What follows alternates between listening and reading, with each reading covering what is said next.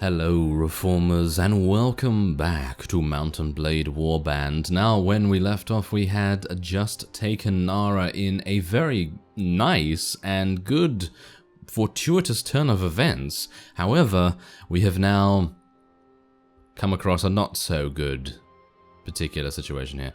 So yeah, as you can currently see we have only 151 troops against the enemy's 518. I don't know how this is going to go, but we're going to try. We're going to try and defend Nara against an overwhelming enemy. Now, obviously, I have placed all of my elite troops in the garrison. I've been running around with a skeleton crew of, well, Saranid recruits and Swadian recruits, as obviously the Swadians have been eliminated, so now I can use their troops as a kind of supplementary force. I'm not going to use them as my main force, but a supplementary force is always a nice thing to have, and obviously we're gonna need to do quite a lot of damage here. I'm very, very worried, because I don't have a long weapon, you know, I don't have a bardiche or a polearm or anything like that, so it's going to be a little bit difficult to defend here against these guys, especially considering they are actually eliminating many of our units already. I mean, Sanjar Khan himself is here, and I'm very worried about dealing with him, because he has an army consisting of 100 lancers.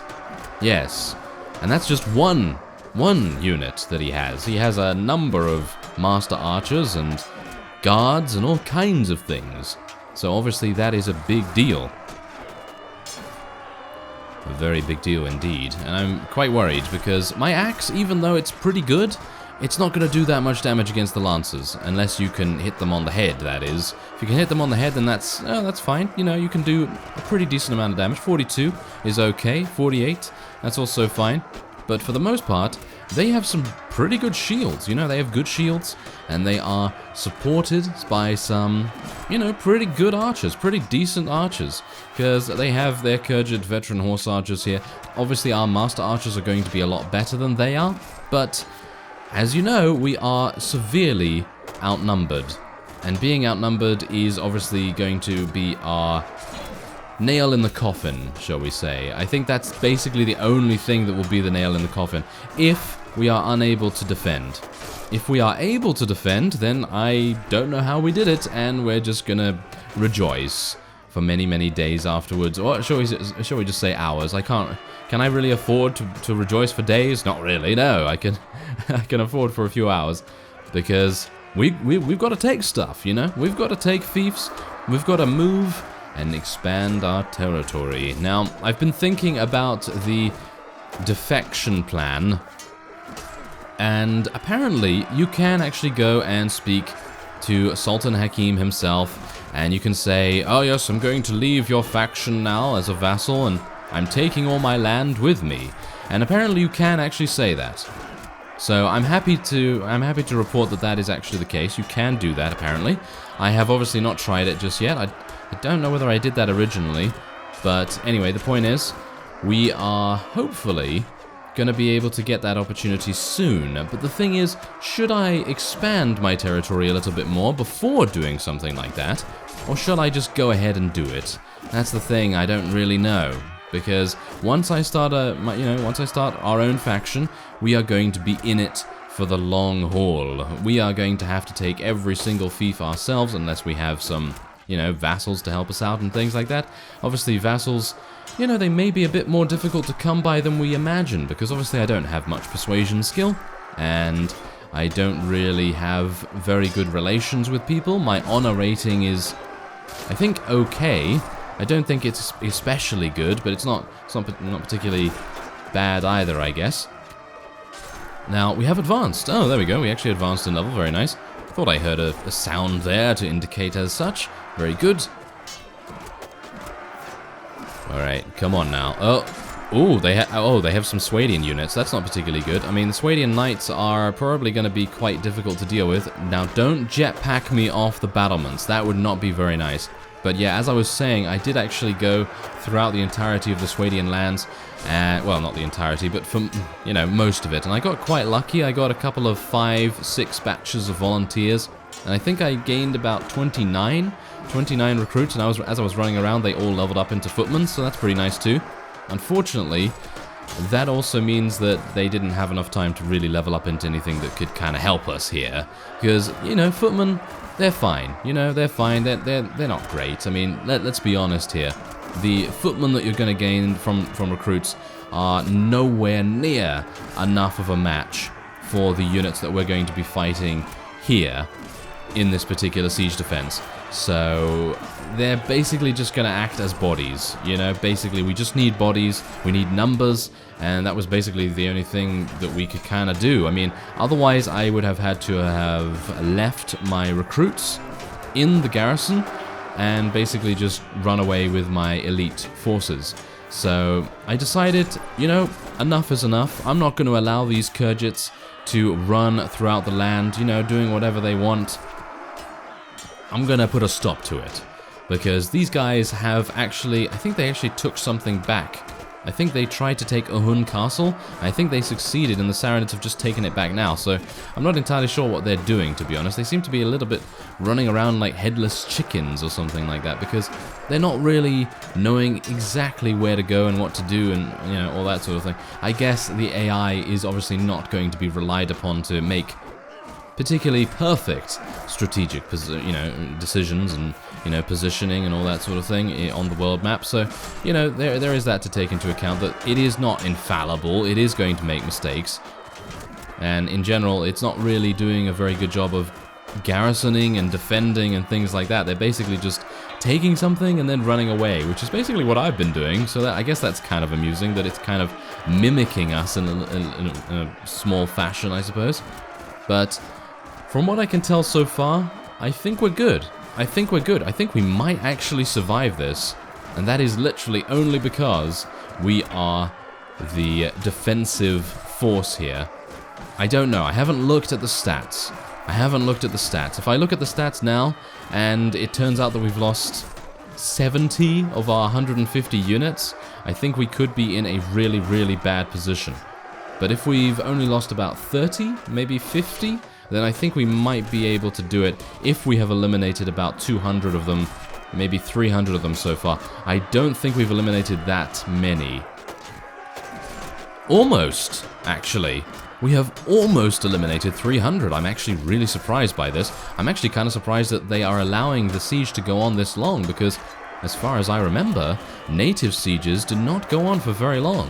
So maybe it's just that I created my own faction or started besieging in the original when I had extremely good forces and I could just kind of steamroll people, but it seems like this time around things are a little bit different. Obviously I was playing on different difficulty settings back then as well, because I was new to the game, you know, I wasn't particularly sure about what I was doing most of the time, and it was kind of a trial and error learning experience, and I personally felt like that was probably one of my most, shall we say, in my opinion, it was one of my most enjoyable series, because it was exactly like that. It was organic. You know, I had no idea what this was, what that was, and I was just learning as we were going along. And I think that's pretty cool, actually, because, you know, new players specifically could also liken their experiences to what I was experiencing in the series. And I think that was actually a pretty cool idea,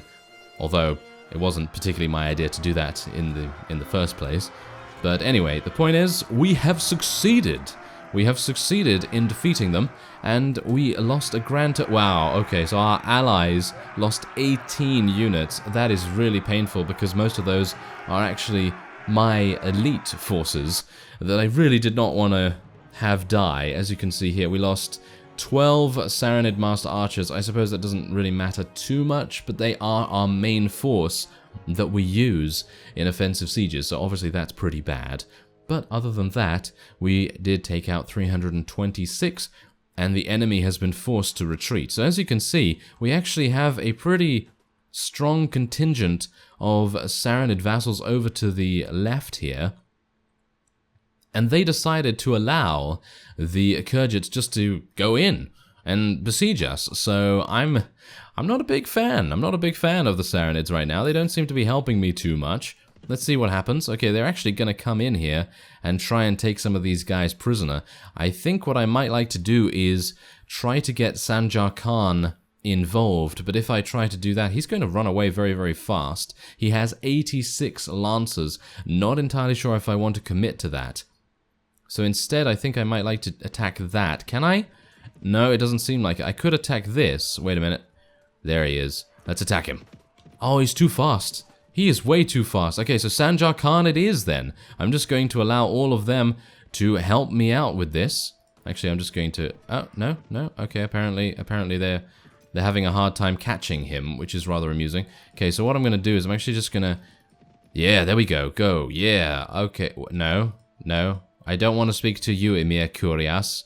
Thank you very much. There we go. That's what I wanted to do. I wanted to get more Emir vassals in to the same battle with us. Because if I didn't, then we'd probably just have 2 or maybe even just 1 helping us. So, let's see what we're able to do. We have 201 against 135. I've actually just realized something. I've actually just realized something pretty bad. I'm running around with recruits right now, as you can see. Yes, this is not particularly good, is it?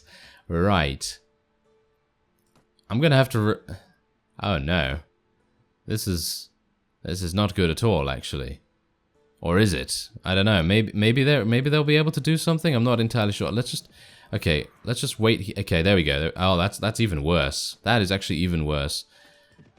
Okay, come on, guy. Come on. Oh, did they not want to chase him? They didn't want to chase... Okay, well, I couldn't tackle him with what we currently had in our army, and these guys were willing to give up the chase so incredibly quickly. I'm not entirely sure why they decided to do that, but okay. I'll just allow them to make that mistake. It's very annoying, but oh well, never mind. Oh yeah, I did manage to find some... I managed to find a ransom broker to sell my prisoners as well, which is always nice. Okay, so... We do have a couple of extra recruits here, as you can see. I was actually just running around, and then they started to besiege Nara, and then I thought, okay, gotta get back there. And I found, obviously, quite a large contingent of Khergits. And thankfully, my trainer skill is actually doing a pretty good job so far. It is doing a pretty good job. Okay, so what's actually going on here? Wow, these guys, I will never catch up to them in a million years, I don't think. 3.1, 2.5, they're moving at 3.4 in the trees. That's impossible. That is absolutely impossible for us to catch up there. But yeah, I thought I'd just start recording that because we've not had a siege defense before in this particular series, and I think I may have sparsely had one in the original series as well.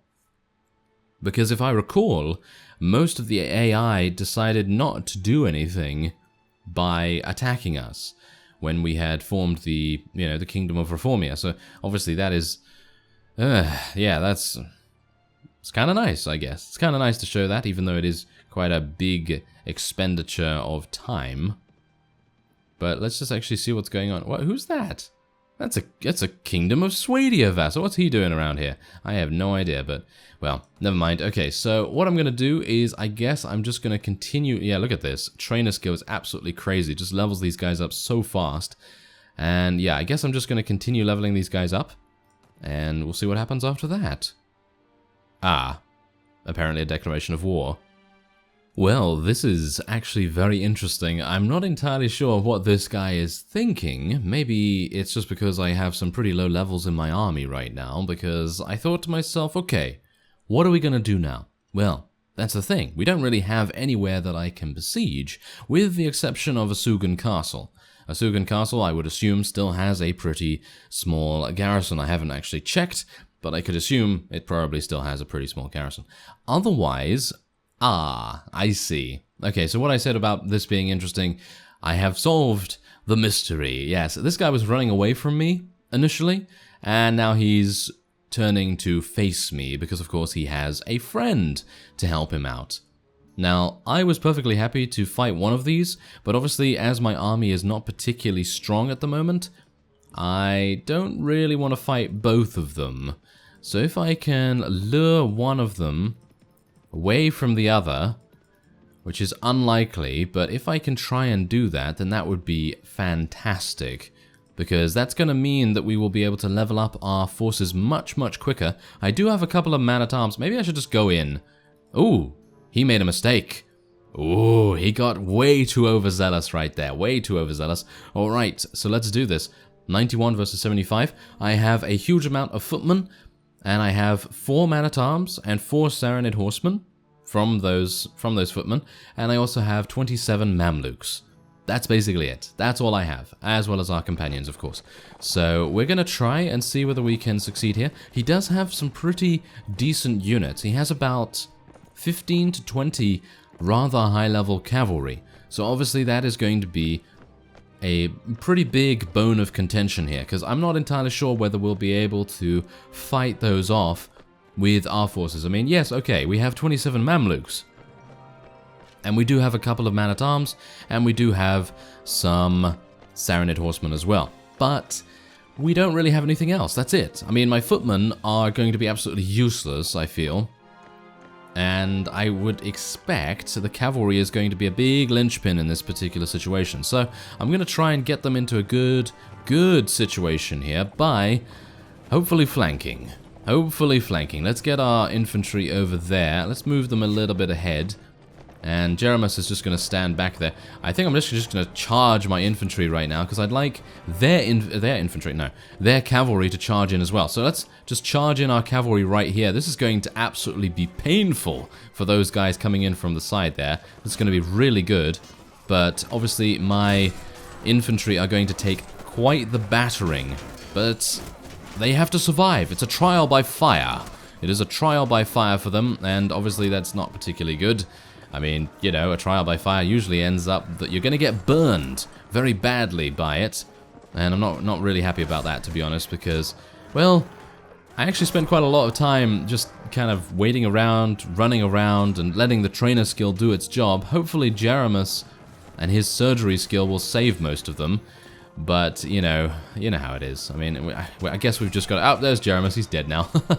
Yeah, anyway, you know how it is. You just got to participate in battles to be able to get more experience, and for those of them that are going to survive, that's just going to make them even stronger.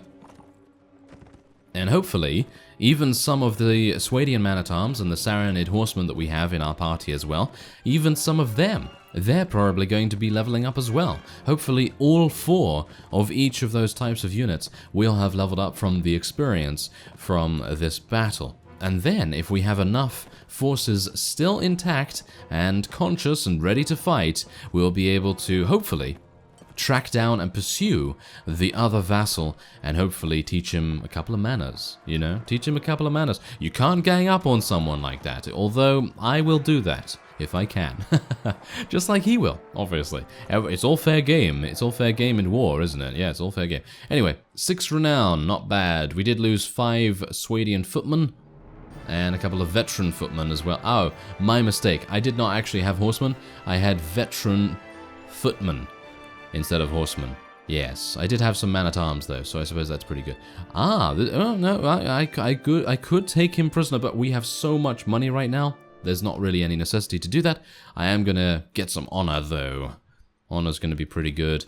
And of course, we'll just take some of these things as well. Some of these things, yes. I'm talking about them like they're not actually alive. Well, technically they're not, but you get my meaning. Alright, so let's just take those. There we go. And yeah, I think that's fine. Are there any throwing weapons here that I can actually... No, these are Rodoks, so obviously... Well, technically they are Rodoks because they defected from Swadia, but... Yes, maybe... Do I have enough? I have 72. Well, there's more man-at-arms. These guys did not level up at all. I do actually have some horsemen, but they were not included in the battle. Oh, that is super sad. Okay, let's get them in the battle this time, then. I'm actually just going to put them at the front. Let's put them at the front. Yeah. We're going to put them right in the deep end. And we're going to go to fight Count Montawar. Come back here. Oh. Apparently he has other plans, everyone. He has other plans. He's just like, it's movie night, I have to get back to Valuka. Yeah, well, seems like I'm going to be unable to find him. Is Borcha in our party still? He is, so why isn't he giving me his spotting skill? Okay, well, technically he's still in Saranid territory, so theoretically, if he passes by one of the castles, it should tell me, but I have a feeling that he's... Ah, is that him? No, that's Count Rafard. Ooh, we might want to fight Count Rafard, actually. He has more units in general, but his unit quality is much lower, although he does have 10 man-at-arms. Who's that? That is a Saranid. Come on over here, Saranid, help me out. Okay, apparently you don't want to help me out. Well, that's fine. I will deal with this myself. Alright, 76 against 90. This is actually much easier than the battle we've just participated in, whatever. Yeah, anyway. This is much easier than the previous battle. And I think I can basically just charge in. I have 49 cavalry. I mean, this is the thing. We have to establish a little bit of dominance on the field battle end of things when it comes to the Rhodoks. Because obviously the Rhodoks, they have not really been touched, have they? You know, they haven't really been touched. The only people that have really tried to do anything against them have been the Nords, and obviously the Swadians a little bit, trying to fight back and trying to prevent themselves from being eliminated by the Rhodoks, but they were just too late. The Swadians just really couldn't do anything against them. And, well, technically this is actually another Swadian defector, hilariously enough. But if we were fighting an actual Rhodok vassal, he would have spearmen. And spearmen are obviously very difficult for cavalry to deal with, so I'm not entirely sure if we'll be able to prove ourselves against the Rhodok vassals in field battles, because even in, you know, sieges and things like that, the Rhodoks are actually extremely powerful, because they do have their Rhodok sharpshooters, and, well, some of their units even use Bardishas as far as I'm aware, so obviously that's going to make a big difference. So, I have a feeling that even though the Nords have very, very good infantry in the form of their Nord Huskars, and the Vaegirs have very, very good normal archers, you know, archery archers, ones that just use normal bows, I don't think those two factions are going to really give us too much trouble, with the exception of the Rhodoks. The Rhodoks are going to be very difficult, in my opinion. Speaking of difficult, I'm actually just going to tell them to just charge straight on in there. I don't really mind about losing a couple of people just to eliminate these guys fast. And we were unable to take him prisoner, but that's fine. That's absolutely fine. We just take a couple of pieces of loot. That's okay. It's good to get him off the game board, as it were. And as you can see, everything seems to be going in the Saranids and the Rhodoks' favor at the moment. Even though the Nords did attempt to sort of sally out a little bit, they did attempt to rally around Calradia Castle, and they even did take Uxkhal, but the Rhodoks crushed them very, very soon after them taking it. Well, it seems like it's coming down to a bit of a two-horse race here. The Vaegirs are not really doing too much either after the conquering of Ikima. So, I thank you very much for watching, and I will see you next time.